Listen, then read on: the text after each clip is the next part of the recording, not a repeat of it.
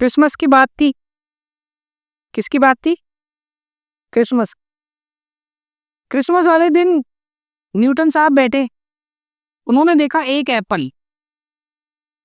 उन्होंने देखा एक एक एप्पल। देखने से पहले उन्होंने एक चीज दे दी थी कि every action is equal and opposite, कि हर एक एक्शन का every action has equal and opposite reaction.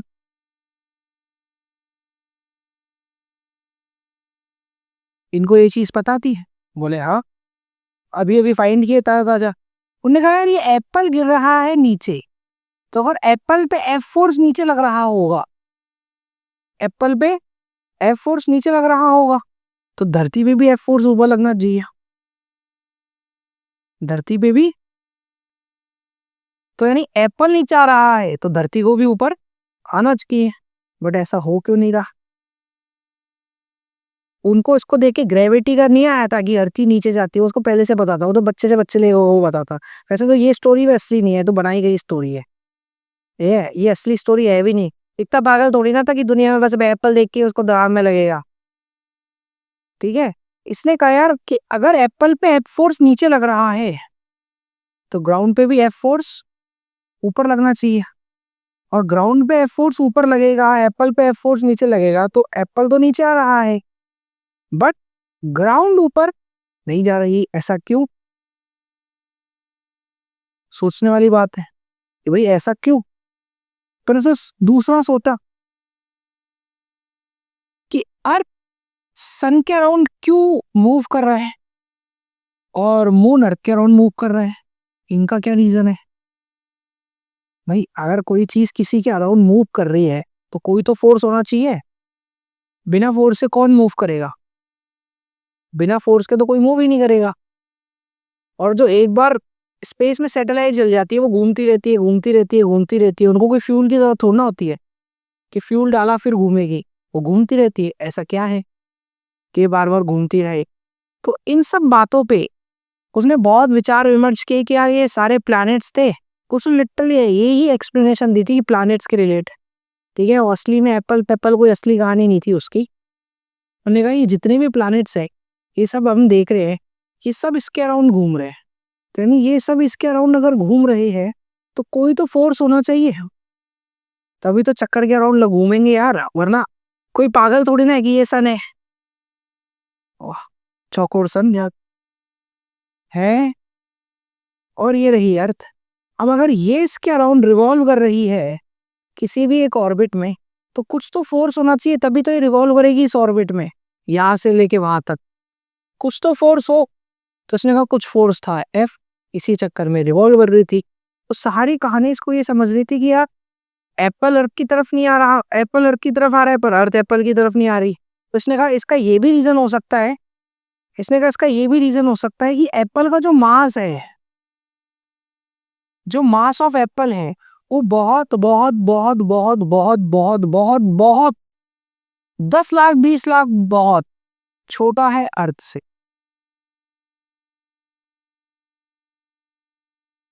इसीलिए एप्पल वो एक्सीलरेशन फील कर पा रहा है जो अर्थ एक्सीलरेशन फील कर पा रहा नहीं। अभी तो कहानी समझ में। तो ये भी एक रीजन होना चाहिए। और ये दो बॉडीज एक दूसरे के अराउंड क्यों घूम रही है? ऐसा क्या है जो इन दोनों बॉडीज को एक दूसरे के अराउंड रिवॉल्व करा रहा है? मून अर्थ के अराउंड चक्कर काट रहा है और अर्थ सन के अराउंड, अर्थ मून के अराउंड चक्कर काट रहा है। वाह बेटा, टॉपर बेटा, एकदम अल्ट्रा टॉपर। ठीक है, नहीं तो अच्छा करके गया पेपर लेट। तो ये बात उसने समझ के सीधा मेन बात पे आते। उसको ये सब बातें, कंसेप्ट उसका क्लियर नहीं था। उसने कहा ये सब कंसेप्ट मुझे क्लियर करना है। ठीक है, ऐसी बहुत सारी डिस्कवरी थी जो न्यूटन ने 4 साल 5 5 साल पहले करके रख ली थी। एक तुमने साइंटिस्ट का नाम पढ़ा होगा, रॉबर्ट हुक, जो डिस्कवरी ऑफ सेल के नाम से। रॉबर्ट हुक इस साइंटिस्ट एसोसिएशन का वो था टॉप मेंबर। हाँ, अब वो चाहता था तो कोई साइंटिस्ट ऊपर आता था, वो चाहता था तो कोई साइंटिस्ट नीचे जाता था। वो पसंद ही नहीं करता था न्यूटन को। उसने न्यूटन की बहुत बार बेइज्जती की थी, बहुत ही बार। बहुत बार उसने उसको दूर रखा। न्यूटन इन सबसे दूर हो गए, अपने एक रूम में डिस्कवरी करा करता था। तो इसने 5 6 7 साल 8 साल तो किसी को पता भी नहीं था कि न्यूटन कोई साइंटिस्ट है जो डिस्कवरियां कर रहा है। बाद में इसके पास लोग गए कि हमको इस प्रॉब्लम है, अब तुम बताओ उसका सोल्यूशन दे सकते हो क्या। तो ये बोलता है ये इसका सोल्यूशन ये तो मैं 5 साल पहले ही करके चला गया। ये जो लॉ था ना, ये इसने 5 साल पहले ही निकाल दिया था कि ये लॉ है। एक क्लेपनर नाम का साइंटिस्ट था, इसने और ग्रेविटेशन की स्टडी की और वेलोसिटीज दी, क्लेपलर लॉ दिया ग्रेविटेशन का। वो आया इसके पास कि मैं इस चीज में अटका हूँ कि अरे चीज क्या है, ये कैसे फोर्स बन रहा है, कैसी क्या हो रहा है। तो उसने बताया ये फॉर्मूला तो मैं पहले ही बना चुका हूँ। फिर उधर से जाके न्यूटन का नाम निकला, बाहर आया। जैसे अपने यहाँ प्रेसिडेंट वाइस प्रेसिडेंट और ये होते हैं ना, प्रेसिडेंट नहीं चाहता ये टीचर बेकार है, भगाओ उसको, निकालो कोचिंग से बाहर, स्कूल से बाहर। सेम काम उनका वहां पे था। तो रॉबर्ट हुक वहाँ उसका मेन था।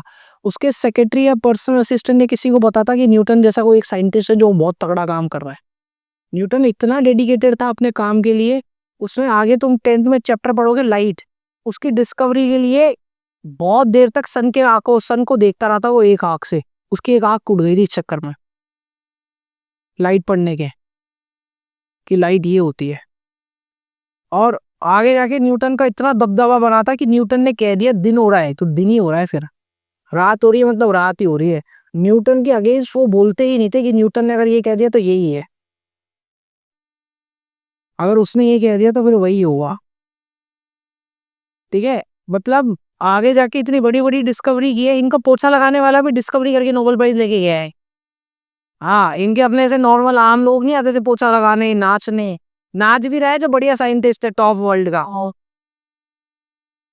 व्हाइट कॉलर सोसाइटी के मेंबर्स थे ये लोग।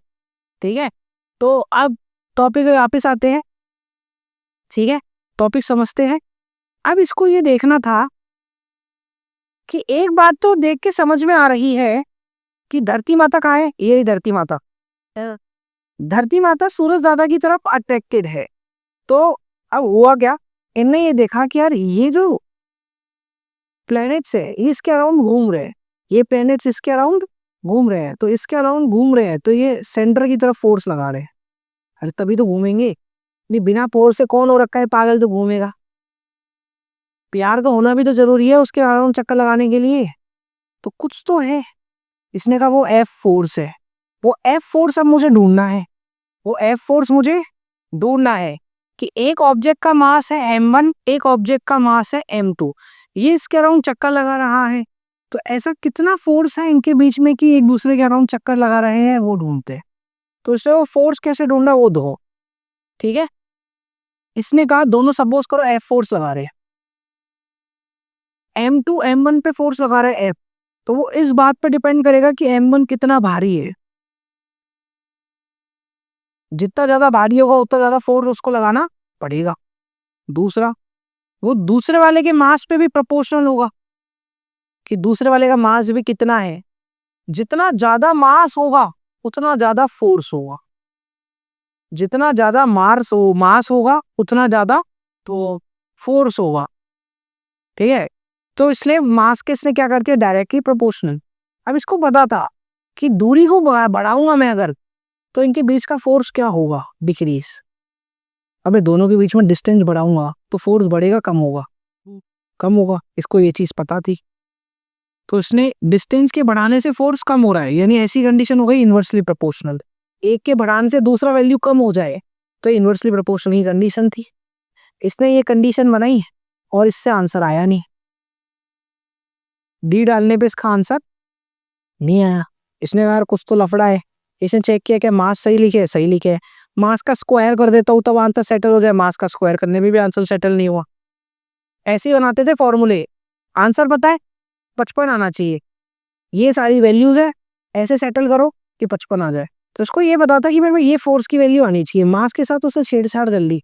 फिर इसने क्या किया, इस डिस्टेंस को स्क्वायर करके देखा। क्यों किया कुछ नहीं पता, कर दिया। कोई ये पूछे कि डिस्टेंस का स्क्वायर ही क्यों है, मुझे भी नहीं पता है, बस डिस्टेंस का स्क्वायर किया, 3 इक्वेशंस को मिलाया, आंसर सेट हो गया, फॉर्मूला बाहर आ गया। मास से तो उसने डायरेक्टली प्रोपोर्शनल इसलिए किया था क्योंकि जैसे जैसे वो मास बढ़ाता जा रहा है, इन दोनों के बीच में जो अट्रैक्शन का फोर्स है वो बढ़ता जा रहा है। यानी दो चींटी पे लगने वाला फोर्स एक दूसरे के अगेंस्ट में, दो हाथी के लगने वाले फोर्स से बहुत अलग है। जैसे जैसे हाथी होता जा रहा है वैसे वैसे फोर्स बढ़ता जा रहा है, जैसे जैसे मास बढ़ता जा रहा है। अबे चींटी हो, हाँ वो बना दो खिला पिला के हाथी, तो फोर्स बढ़ गया। चींटी को डाइटिंग करा, हो हाथी को डाइटिंग करा दो तो चींटी बन गई। इतना फर्क है, अपन कर सकते हैं ऐसे। तो उसने कहा मास बढ़ने से फोर्स बढ़ रहा है तो डायरेक्टली प्रोपोर्शनल, डिस्टेंस बढ़ाने से फोर्स कम हो रहा है तो इनवर्सली प्रोपोर्शनल, बट डिस्टेंस के स्क्वायर के। ठीक है, तीन इक्वेशंस आ गई, तीन इक्वेशंस आ गई। अब तीन इक्वेशन आने के बाद इसको कंबाइन करने का टाइम है। इसको कंबाइन कर दो, कंबाइन ऑल थ्री, इसको तीनों को कंबाइन कर दो। तो तीनों को जब मैं कंबाइन कर दूंगा, कंबाइन करने का क्या मतलब है, तीनों का मल्टीप्लीकेशन, तीनों का मल्टीप्लीकेशन कर दो। m1 m2 का मल्टीप्लीकेशन करोगे तो वो ऊपर आएगा, f is directly proportional to m1 m2, और डिनोमिनेटर में d आएगा, d का स्क्वायर, d का स्क्वायर। यहाँ तक आगे कंबाइन करने के बाद अब क्या है, प्रोपोर्शनलिटी का साइन हटा के मुझे क्या लगाना है, इक्वल्स टू। प्रोपोर्शनलिटी का साइन हटा के मुझे क्या लगाना है, मुझे लगाना है इक्वल्स टू। और जब भी प्रोपोर्शनलिटी इक्वल्स टू में हटेगा तो एक कांस्टेंट आ गया, और उस कांस्टेंट को क्या बोला गया, ग्रेविटी पढ़ रहे थे इसलिए इस कांस्टेंट का नाम भी पड़ा gravitational constant, universal law, gravitational constant. और ये ग्रेविटेशनल कांस्टेंट इस पूरे यूनिवर्स में हर जगह इसकी वैल्यू सेम रहेगी। इस ग्रेविटेशनल कांस्टेंट की पूरे यूनिवर्स में वैल्यू सेम रहेगी, तो इसलिए इसका नाम और साथ में पड़ गया यूनिवर्सल ग्रेविटेशन कांस्टेंट। तो यूनिवर्सल क्यों लगाया, क्योंकि पूरे यूनिवर्स में इसकी वैल्यू सेम रहने वाली है, वैल्यू चेंज होने वाली नहीं है। तो दो मास बॉडीज के बीच का, दो मास बॉडी m1 m2 के बीच का जो फोर्स आया d दूरी पे, वो कितना आया, F बराबर g m1 m2 by D square, F बराबर g m1 m2 by D square. और ये आया तो आया ही, इसकी डायरेक्शन क्या होगी वो सुन ले। इन दोनों को जोड़ने वाली लाइन, इन दोनों को जोड़ने वाली लाइन के अलोंग आया इसका फोर्स, इन दोनों को जोड़ने वाली लाइन के अलोंग इसका फोर्स आया। और ये हमेशा फोर्स अट्रैक्टिव होगा। कैसा होगा, अट्रैक्टिव, एक दूसरे के अलोंग हमेशा। और दोनों पे जो फोर्स लगेगा वो इक्वल और अपोजिट ही लगेगा। इस पे भी जी m1 m2 by D square, इस पे भी जी m1 m2 by D square. यानी एक चींटी दूसरी चींटी पे फोर्स लगा रही है, अगर दूसरी चींटी पे 10 न्यूटन का फोर्स है तो इस चींटी पे भी 10 न्यूटन का फोर्स है। खड़ी हुई चींटी, वो बनी नहीं उससे, अभी दो तो इक्वल और अपोजिट फोर्स लगेंगे, इक्वल और अपोजिट फोर्स लगेंगे। और हमेशा सुन लो एक चीज, दो बॉडीज है, दो मास बॉडीज है, वो हमेशा एक दूसरे को अट्रैक्ट करेगी। जैसे ये दोनों बैठे, ये दोनों एक दूसरे को अट्रैक्ट कर रहे, ये दोनों एक दूसरे को कर रहे, बट तुम खींचे चले नहीं आ रहे, बट तुम खींचे चले नहीं आ रहे। क्यों, क्योंकि उस फोर्स की वैल्यू बहुत कम है। वो मैं समझाऊंगा क्यों कम है, या आया तुम्हें समझ में आता पक्का। दो मास बॉडीज के बीच का फोर्स कितना होगा, F बराबर g m1 m2 bye D square. आगे कहानी समझ में, m1 m2। अच्छा एक चीज और ध्यान रख लेना, जो m1 m2 है, जो m1 m2 है ये हमेशा kg में रखे जाएंगे, m1 m2 हमेशा kg में रखे जाएंगे और डिस्टेंस मीटर में रखा जाएगा। आगे समझ में, चलो समझ में आ गया। दो मास बॉडीज हमेशा के बीच का फोर्स कितना होगा, F बराबर G m1 m2 by D square. G क्या है, जी है एक कांस्टेंट, जी क्या है, एक कांस्टेंट। और मैंने बताया तुम्हें जी को क्या बोलते हैं, यूनिवर्सल कांस्टेंट। एक लाइन और लिखो, जी की वैल्यू लिखो। अब जी की वैल्यू होती है 6.637 इंटू 10 की पावर -11 यूनिट। यूनिट देखो जी की, अभी आगे आएगा वैसे तो। इसकी यूनिट होगी kg oh, newton metre square by kg square. ये यूनिट है जी की, ग्रेविटेशन कांस्टेंट की। ये यूनिट होती है ग्रेविटेशनल कांस्टेंट की, मैं बताऊंगा कैसे आ रही है। ये यूनिट है ग्रेविटेशनल कांस्टेंट की, ठीक है। तो आ जाओ, चलो आगे चले। अब देख यहाँ क्या लिखा है, डेफिनेशन क्या लिख के आएगा। अब तुमको एक चीज पता चल गई कि हर एक ऐसी बॉडी जिसके पास मास है, भले 0.0000001 ग्राम भी मास है, वो भी दूसरे वाले मास को क्या करेगी, अट्रैक्ट करेगी, ठीक है। तो हर एक बॉडी यूनिवर्स के अंदर वो दूसरा ऑब्जेक्ट को अट्रैक्ट करती है किसी फोर्स के साथ, जो कि किसके प्रोपोर्शनल होता है, मास के, और इनवर्सली किसके प्रोपोर्शनल होता है, डिस्टेंस के स्क्वायर के। ये जो फोर्स है ये डायरेक्टली प्रोपोर्शनल होता है मास के, और इनवर्सली प्रोपोर्शनल होता है डिस्टेंस के स्क्वायर के। डायरेक्शन क्या होती है, इसकी डायरेक्शन होती है line joining along the centre. इसकी डायरेक्शन क्या होती है, इन दोनों के सेंटर को जोड़ने वाली लाइन के अलोंग, ये डायरेक्शन होगी, एक दूसरे को अट्रैक्ट करती हुई, ठीक है। इसको तुम यूं ही लिख सकते हो, अट्रैक्ट होते हो। आ गई कहानी समझ में।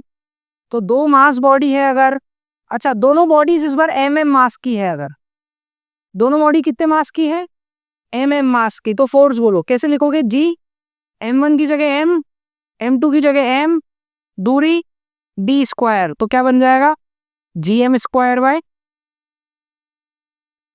मैंने m1 m2 की जगह m दे दिया, तो m इंटू एम मास m स्क्वायर हो गया, यानी 2 इंटू 2 2 स्क्वायर, ठीक है।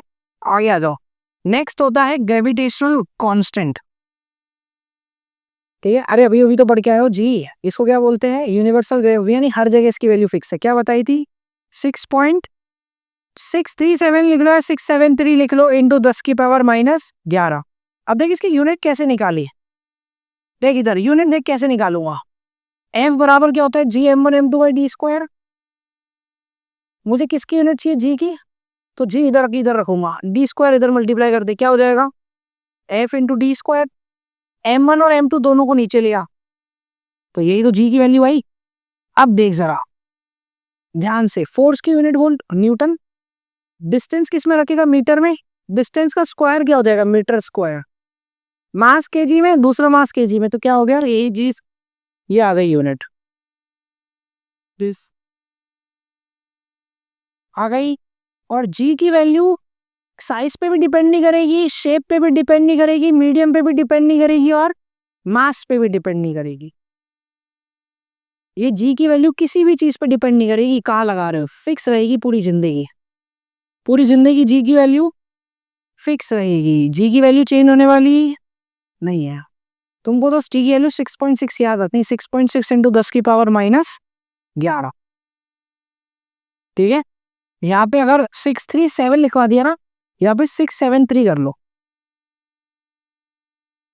तो तुम कंफ्यूज नहीं होगे, ठीक है। बहुत रेयर, बहुत छोटा फर्क आएगा, ज्यादा बड़ा फर्क बिल्कुल नहीं आएगा, ठीक है। तो जी की वैल्यू कितनी हो गई, 6.673 इंटू 10⁻11, कैपिटल जी की वैल्यू, ठीक है। और ये कैपिटल जी की वैल्यू हमारे फोर्स जब लिखेंगे ना हम, तब हमारे काम आएगी। चलो ये आ जाओ, न्यूमेरिकल करेंगे, चलो क्वेश्चन पढ़ो क्या कह रहा है। रॉन्ग ऑप्शन, रॉन्ग ऑप्शन बताना है भाई।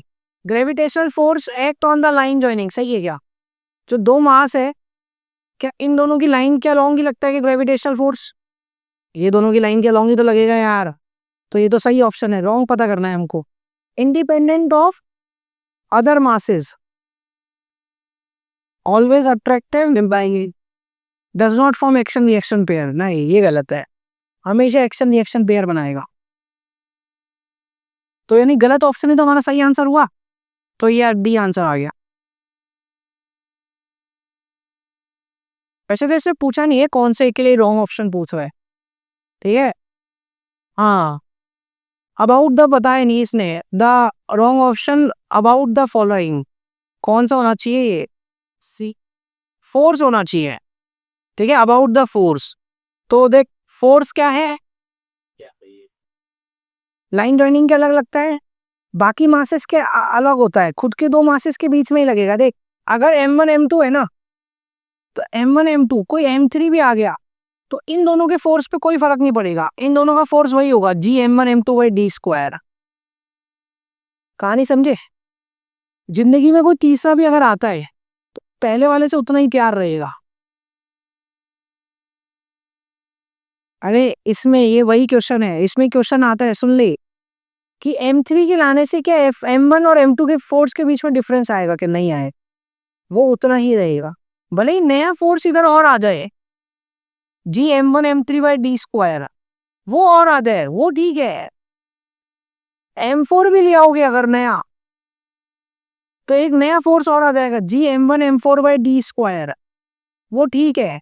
बट इंडिविजुअल पुराने जो ये फोर्स है, जैसे कि ये फोर्स है, ये इसके आने से इस पे कोई फर्क नहीं पड़ेगा, इन दोनों के आने से इसके फोर्स पे कोई फर्क नहीं पड़ेगा, तो ये इंडिपेंडेंट है अदर मासेस के लिए, हमेशा नेचर के लिए अट्रैक्ट होगा, बात फाइनल है।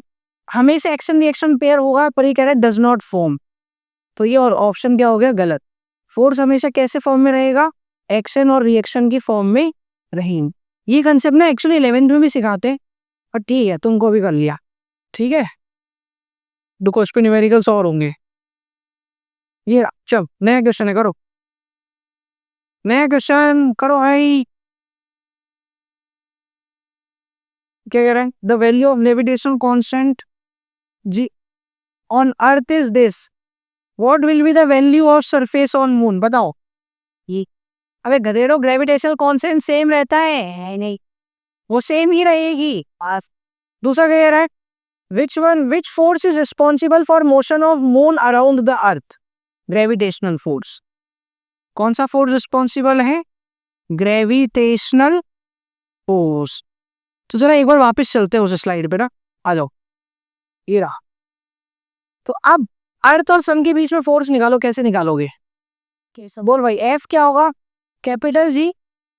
अर्थ पे निकालना है तो मास ऑफ अर्थ किसके साथ निकाल रहे हैं?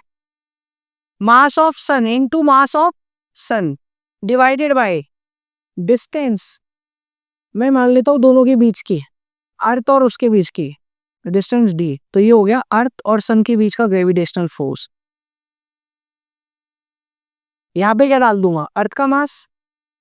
वहां पे क्या डाल दूंगा? सन का मास। दोनों के बीच की दूरी डाल दूंगा। जी की वैल्यू कितनी डालूंगा? 6.67 इंटू 10⁻⁻11। दोनों के अट्रैक्शन का फोर्स आ जाएगा। इनका मास बहुत ज्यादा होता है, इसलिए इनको फील भी होता है अट्रैक्ट कुछ हो रहा है, ठीक है। चलो क्वेश्चन पे आ जाओ, स्लाइड नंबर 14 में थे हम, आगे आ जाओ, नेक्स्ट करो ये वाला question. How will the gravitational force will be change if their mass is doubled? बोलो भाई। एफ क्या होता है? एफ होता है G M1 M2/d²। दोनों मासेस को डबल कर दिया, यानी M1 को भी क्या कर दिया? 2m, M2 को भी क्या कर दिया? 2m, तो 2m कितना हो जाएगा? 4। तो मासेस को डबल करने पे जो मास हो गया ओरिजिनल का, वो कितने टाइम्स हो गया? 4 टाइम्स। तो नया मास, जो नया फोर्स है वो कितना हो गया? 4 है। बी वाला करो।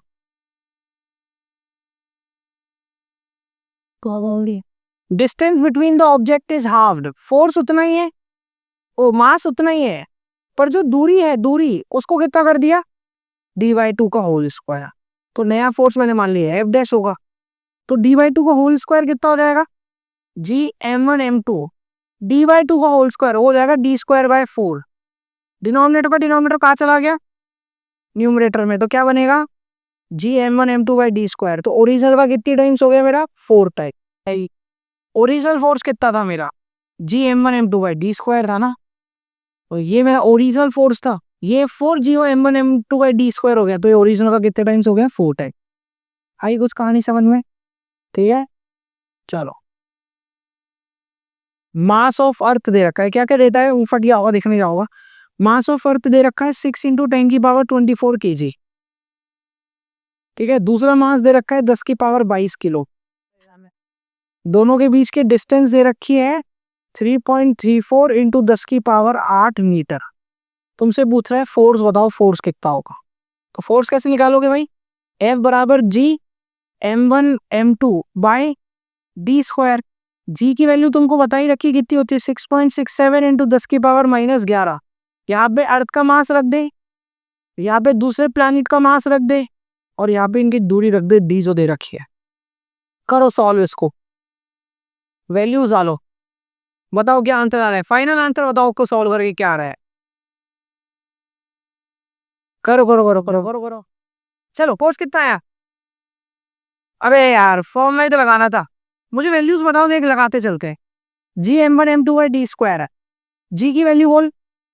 जी की वैल्यू 6.67 इंटू 10 की पावर -11। मास बोल कितना था पहला? 6 इंटू 10 की पावर 24। दूसरा मास कितना दे रखा था? 10 की पावर 22। डिस्टेंस बोल 3.34 इंटू 10 की पावर 8। तो यहाँ पे डिस्टेंस का स्क्वायर 3.34 इंटू 10 की पावर 8 का स्क्वायर। ए भगवान, 3.34 का स्क्वायर करेगा कौन? तो निकल आया नहीं, कट जाएगा क्या? मतलब चलो आ जाओ सॉल्व करते हैं। तो 6.67 इंटू 10 की पावर -11 ऐसा का ऐसा।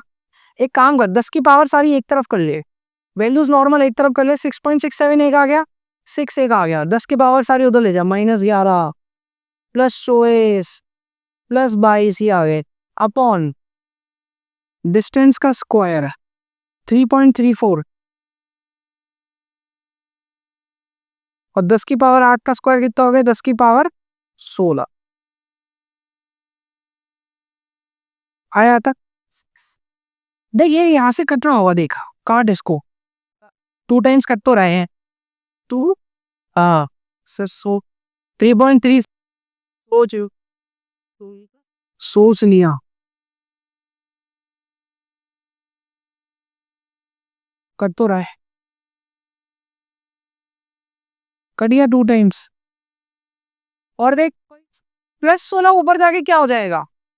+16 अगर मैं ऊपर ले जाऊं तो क्या बन जाएगा? -16। ठीक, अरे देख इतना भारी कौन सॉल्व करेगा, मैं तो यहाँ पे आ जा। 6 इंटू 2 बोल कितना हो गया? 12। 12 अपॉन डिनोमिनेटर में बचा 3.34 इंटू, अब ये 10 की पावर है, प्लस प्लस वाले ऐड कर दे तो 24 + 12 कितना हुआ? 46। हाँ अरे ऐड ही कर दे, -11 प्लस 24 प्लस 22 -16। बताओ कितना आ रहा है सॉल्व करने के बाद? जल्दी आओ, फोर्स बता दो। आ जाएगा एग्जैक्ट फोर्स 19 19 आ रहा है। 24 + 22 कितना हो गया? अरे 46 -16 टी टी 30 -11 19। तो 12 अपॉन 3.34 को सॉल्व कर लेना इंटू 10 की पावर +19। ठीक है, और ये भी लगभग लगभग कटेगा कुछ 3.3 टाइप्स कुछ। ये फोर्स आ गया 2 प्लैनेट्स के बीच में, बहुत ज्यादा है बहुत कम? +19 है, +19 मतलब 10 की पावर 10 100 बार 19 बार मल्टीप्लाई कर दो 19 टाइम्स, तो ये फोर्स बहुत ज्यादा, इसलिए उन पे फोर्स दिखता है घूमते हुए। इतना फोर्स नॉर्मल ह्यूमन पैदा नहीं कर सकता, मशीन्स भी नहीं कर सकती। प्लैनेट तो प्लैनेट है, या तक आगे कहानी समझ में का। चलो नेक्स्ट आ जाओ, ये वाला क्वेश्चन करो, चलो मस्त है, जल्दी करो ये क्वेश्चन। 2 इलेक्ट्रॉन है, दोनों के बीच में फोर्स पूछा है, तो फोर्स का क्या फॉर्मूला होता है? जी m1 m2 है डी स्क्वायर। लगाओ, दोनों का मास कितना दे रखा है? 9.1 इतना, और दूरी कितनी दे रखी है? 10 एंगस्ट्रॉम। क्या बात है, 10 एंगस्ट्रॉम यूनिट है ना डिस्टेंस की। हाँ जैसे मीटर, सेंटीमीटर, नैनोमीटर, नैनोमीटर के बाद आती है एंगस्ट्रॉम। ये उसमें वेवलेंथ जो होती है ना, वेवलेंथ देखी तुमने? वेवलेंथ, अबे वेवलेंथ तो पढ़ी होगी 8th क्लास में, वेव्स। तो ये जो वेवलेंथ होती है ना लैम्डा, इसको मेजर करने में काम आती है। इसको मीटर में कैसे चेंज करेंगे वो सुन लो।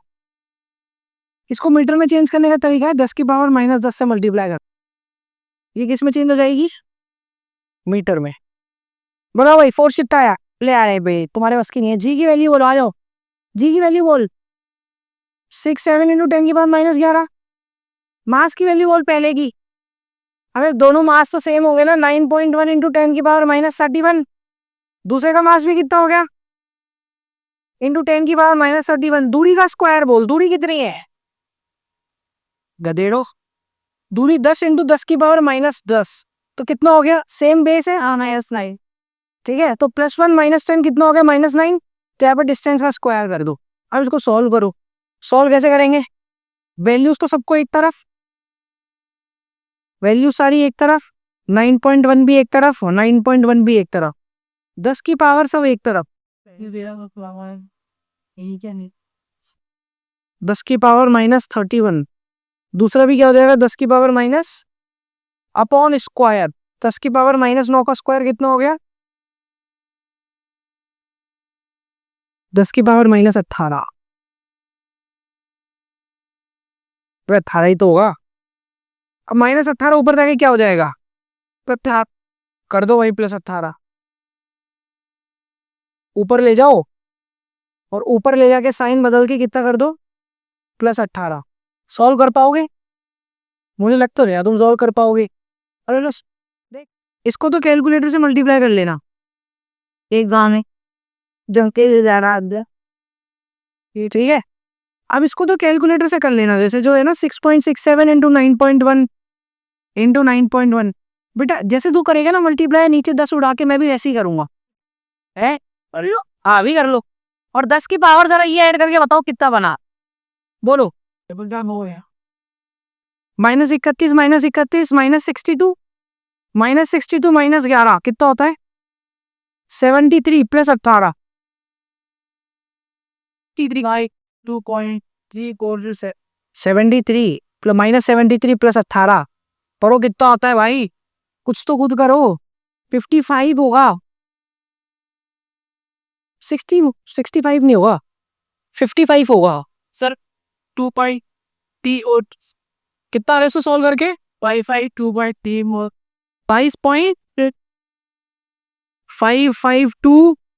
मोल इंटू 10 की पावर -55 न्यूटन। इतना फोर्स होता है दो इलेक्ट्रॉन के बीच में एक एटम के अंदर, बहुत है, कितना ज्यादा है पता ही होता ना। और एक कितना होगा, यानी 0.0000 55 बार 0, फिर आएगा 55234, ये हो गया फोर्स इनके बीच का। समझ में आ गया, कोई दो इलेक्ट्रॉन के बीच में बहुत कम फोर्स है। ठीक है, नेक्स्ट करो, क्या कह रहा है, करो नेक्स्ट क्वेश्चन।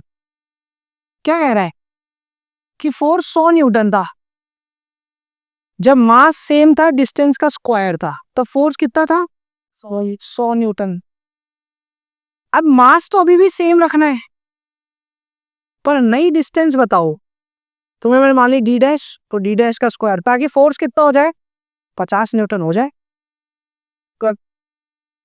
तो अब एक काम कर, इधर से GM1 M2 की वैल्यू निकाल, कितनी आई GM1 M2 की वैल्यू, इधर से GM1 M2 की वैल्यू आएगी 100d², यही तो आएगी। अरे यही तो आएगी यार, यहाँ रख दे, सॉल्व कर यहाँ पे रख के। जब यहाँ रखूंगा तो GM1 M2 की वैल्यू कितनी निकाली है मैंने, 100d², तो 100d² रख दी, GM1 M2 की वैल्यू कितनी रख दी, 100d²। नीचे हो गया डी डैश का स्क्वायर बराबर 50। यहाँ तक आया, आया यहाँ तक, यस। अब 50 से काटो 100 को 2 बार है, तो यहाँ बचा 2d² बराबर डी डैश को उधर भेज दो, तो डी डैश का स्क्वायर। अब क्या करूंगा, डी डैश लेने के लिए दोनों तरफ रूट लगा दूंगा, तो यहाँ पे डी डैश कितना आया, √2 आ सकती है, आई है ना तेरे सामने, तो नई डिस्टेंस को √2 टाइम्स कर दो। दो मास के बीच का फोर्स तो 100 न्यूटन, कितना डिस्टेंस करूं मैंने, मान लिया 6 सब छोड़ो आप, तो डी न्यू लिख रहे हो, डी न्यू हो गया आपका डिस्टेंस, नहीं तो डी न्यू का स्क्वायर 50 हो जाना चाहिए। GM1 M2 की वैल्यू निकाल ली मैंने 100d², यहाँ से GM1 M2 की वैल्यू निकाल ली 100d², इधर 100d² डाल दी, तो 100d² अपॉन डी न्यू का स्क्वायर, यही तो चल रहा था, इज इक्वल्स टू 50। 50 से 100 को काटा 2 बार, तो यहाँ बचा 2d² बराबर डी डैश स्क्वायर, तो डी डैश बराबर आ गया √2d। तो ये नया डिस्टेंस, इस टाइप के सवाल खूब पूछे जा सकते हैं स्कूल में, खूब बार। ठीक है, आ जाओ नेक्स्ट क्वेश्चन। नहीं नहीं नहीं नहीं, क्वेश्चन करना है, चलो क्वेश्चन करो, क्वेश्चन करो, क्वेश्चन करो, क्वेश्चन करो। ऐसे इसके दो मास है M1 और M2, ठीक है, दोनों d दूरी पे है, तो फोर्स कितना हो जाएगा, GM1 M2/d²। ठीक है, M1 है, क्या कह रहा है, mass of the both object are double, force कितना फर्क पड़ेगा, दोनों मासेस को डबल कर देंगे, M1 भी 2 M2 भी 2, तो नया फोर्स कितना हो जाएगा, 4 डिस्टेंस हाफ कर देंगे तो डिस्टेंस d/2 कर देंगे, तो d/2 का स्क्वायर क्या हो जाएगा? d/2 का स्क्वायर क्या हो गया? d²/4, तो 4 कहाँ जाएगा? ऊपर, तो 4gm1m2/d²। तो नया फोर्स भी कितने टाइम्स हो गया? 4 टाइम्स। और क्या कह रहे हैं? Space between two object has no air, तो फोर्स पे क्या फर्क पड़ेगा बताओ? ये सेम सेम चीज में है। वाह, क्या इफेक्ट पड़ेगा फोर्स पे? क्या इफेक्ट पड़ेगा फोर्स पे कि जब सब पूरा एयर हटा दूं, वैक्यूम कर दूं, फोर्स सेम रहेगा, Fe। मीडियम चाहे कुछ भी हो, आसपास का एयर हो चाहे वैक्यूम हो, फोर्स सेम रहने वाला। नेक्स्ट करो, लास्ट क्वेश्चन इस टॉपिक, F बराबर gm1m2 का लास्ट क्वेश्चन। चलो कर लो उसको अच्छे से। क्या होगा ग्रेविटेशनल फोर्स पे कि डिस्टेंस को ट्रिपल कर दूं? तो देख फॉर्मूला क्या होता है, gm1m2/d²। जो नई दूरी है उसको कितने टाइम्स कर दिया? 3 टाइम्स। तो यानी d जो था वो कितना हो गया? 3d का स्क्वायर। तो 3d का स्क्वायर क्या हो जाएगा? अरे 3d का स्क्वायर 9d² हो गया ना। तो जो मेरा फोर्स है वो F/9 टाइम्स हो गया, 1/9 टाइम्स हो गया डिस्टेंस के ट्रिपल करने से। मास बढ़ा दिया, डबल कर दिया मास, तो ये मास डबल कर दिया तो 4 टाइम्स तो होगा ही होगा। लास्ट बोलो सी, मास भी बढ़ा दिया, नहीं हुए लास्ट देखो, लास्ट टॉपिक क्या होगा? सेम, इसको हटा दूं। अरे देख पहला वाला देख ले, डिस्टेंस को ट्रिपल कर दिया यानी d को 3d कर दिया, डिस्टेंस को बाय 3 कर देता तो d/3 का होल स्क्वायर हो जाता। ये कहता डिस्टेंस रिड्यूस टू 3 टाइम्स, तो d में का कितना कर देता मैं? d/3। डिस्टेंस को अगर मैं रिड्यूस टू 3 लेता तो यार d/3 आता। और फिर ट्रिपल क्या है? लास्ट क्वेश्चन देख क्या कर दिया है, मास को भी डबल कर दिया। ओए मास को भी डबल कर दिया तो m1 को 2m1 कर दिया, दूसरे मास को भी डबल कर दिया, m2 को क्या कर दिया? 2m2, और डिस्टेंस को भी डबल कर दिया तो 2d का स्क्वायर कर दिया। तो बोल भाई 2 × 2 क्या हो गया? 4, नीचे 2d का स्क्वायर 4 वैसे ही मर गया, तो 4gm1m2 अपॉन नीचे भी क्या हो गया? 4d²। तो कोई फर्क नहीं पड़ा, सेम फोर्स रहा। और ये टॉपिक यहाँ पे खत्म। अगला जो अपना टॉपिक है नेक्स्ट, वो कौन सा है?